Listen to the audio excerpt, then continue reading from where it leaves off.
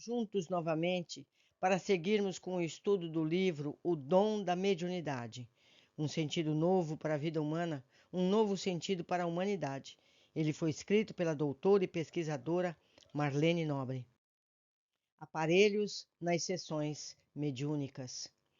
Os mentores que acompanham as sessões mediúnicas dos encarnados utilizam-se de um aparelho denominado psicoscópio, com o qual tem ideia do rendimento do intercâmbio.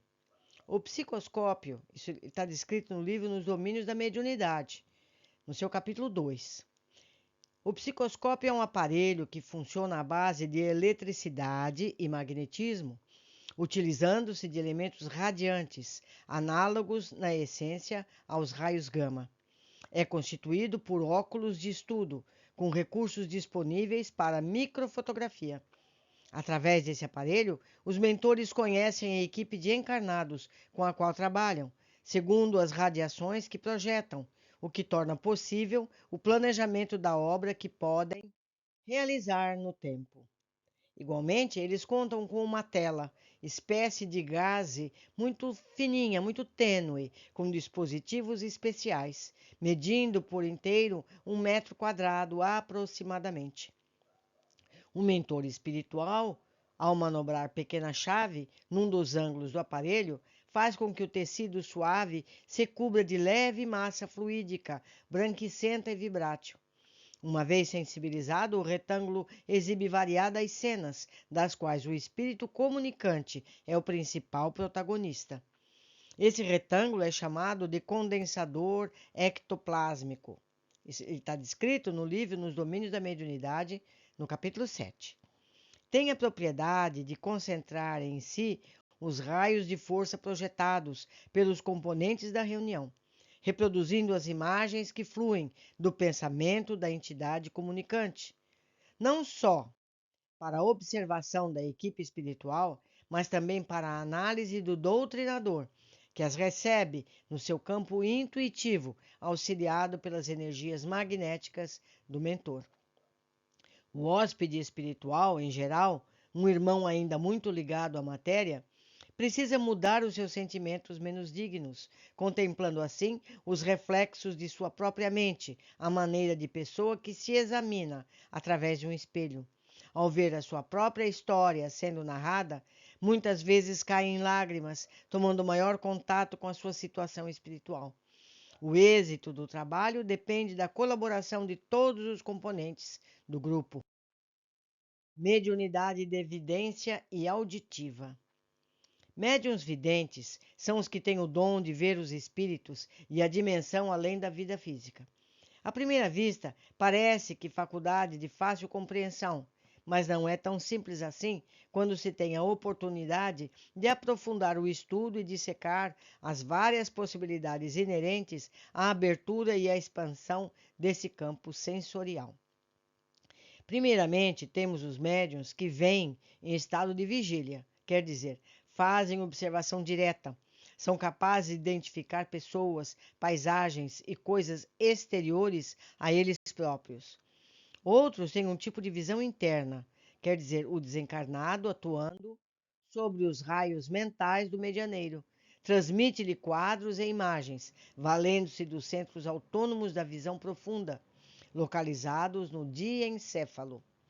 Esse tipo de evidência decorre, pois, da sugestão que lhes é trazida pelo pensamento dos amigos desencarnados ou encarnados. Estímulos esses que a mente de cada médium traduz segundo as possibilidades de que dispõe, favorecendo por isso mesmo as mais díspares interpretações. Existem outros ainda que só possuem a evidência em estado sonambúlico, ou seja, em desdobramento após terem passado por um processo de dissociação ou desarticulação das forças anímicas. Dá-se, assim, o fenômeno de dupla vista, denominado pelos parapsicólogos de clarividência. No caso, é a alma que vê fora do corpo e pode descrever o que se passa, inclusive a longas distâncias. Vamos dar exemplos para melhor compreensão. Zozuzo. Chico Xavier estava em convalescença de um ataque cardíaco que o acometera.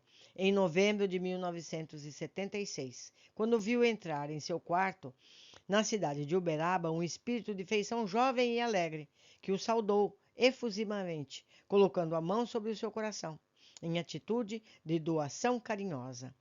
Surpreso, sem conseguir reconhecer a visitante, Chico ouvia dizer apenas pronunciaria uma palavra e ele já saberia quem é. E exclamou: Zozuzo! Chico imediatamente reconheceu que estava diante de Valéria, a jovem que ele conhecera algumas décadas atrás, durante a assistência que prestara aos mais carentes nos arredores de Pedro Leopoldo. Valéria tinha apresentação física bem diferente, porque fora acometida de um acidente vascular cerebral. Ela tinha tido um derrame.